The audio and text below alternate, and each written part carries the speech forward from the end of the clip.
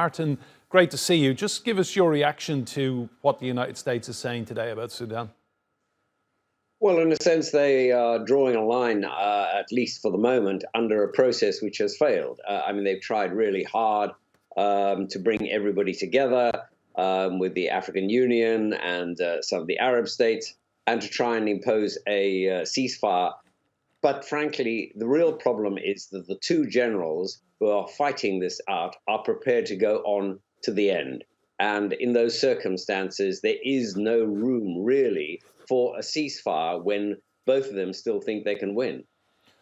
Talking of ceasefires, do you think, we've seen them broken time and again, and each side blaming the other for breaching the ceasefire agreements. Have they achieved anything, those ceasefires?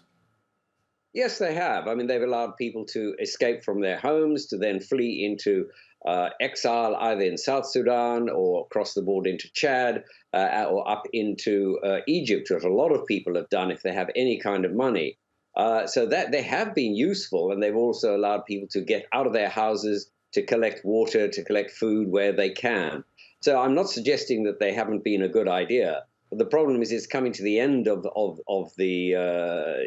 this kind of process. And I think everyone is now recognizing that there is a real problem.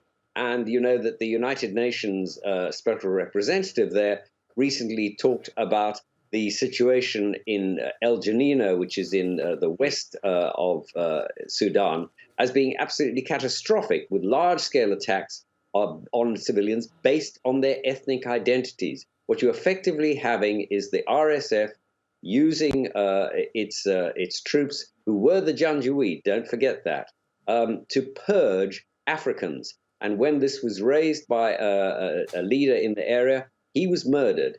And that is what's going on. There is ethnic cleansing going on in Darfur, which has happened time and again. And the situation is absolutely catastrophic. What do you feel needs to happen now, Martin, if the situation is, as the phrase you use, absolutely catastrophic? What needs to happen? I mean, is there an opportunity here for perhaps a regional actor or broker to step in and replace the United States? No, I don't think so. I mean, everyone knows the United States has leverage in this area, and the United States and the African Union are really the two players that can do something. But in a sense, if they go to make this happen, they have to increase their presence there. And one suggestion is that the United States, that Biden should have a special representative put in place. The Sudanese themselves must behave better. I mean, the UN special representative was declared persona non grata because he said things to the military that they didn't like. That must be reversed. And in a sense, it is the people who are putting the money into it that have to be leaned on. That's the Saudis, that's the UAE, and that is Egypt. But of course, they're putting money into different sides. The Egyptians are on the side of the army. The Saudis are sort of between the two, and the UAE backs essentially the RSF. So that is the kind of pattern. Can there be a schema brokered which would see the support reduced?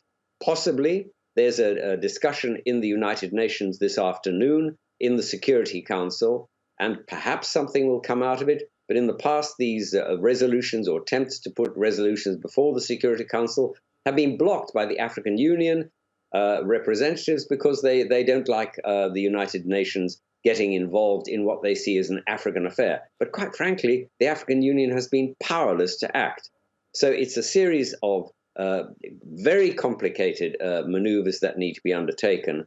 And I think we can only wish the Biden administration and the African Union and the Arab League the best in trying to find some kind of brokered deal. And after 9 weeks of fighting now, the humanitarian situation on the ground for the real people must be absolutely terrible.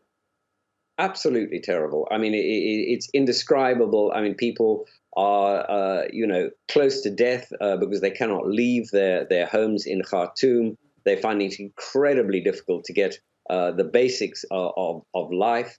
And don't forget that many of the embassies pulled out of Khartoum, leaving their own citizens behind. And, where is the sense of responsibility? I mean, you've just been talking about this huge effort to try and find 5 extremely rich people who chose to go to the bottom of the Atlantic. Where's the comparable effort to try and extract British, American, French, and other citizens from Sudan, where they've frankly been abandoned? And many of them had their passports with the embassy at the time trying to get new visas. Those were destroyed because they couldn't be left behind. But can you imagine how fragile that leaves these people? They are in real need. Martin Plaut from the Institute of Commonwealth Studies in London. Fascinating insight. Thanks for your time.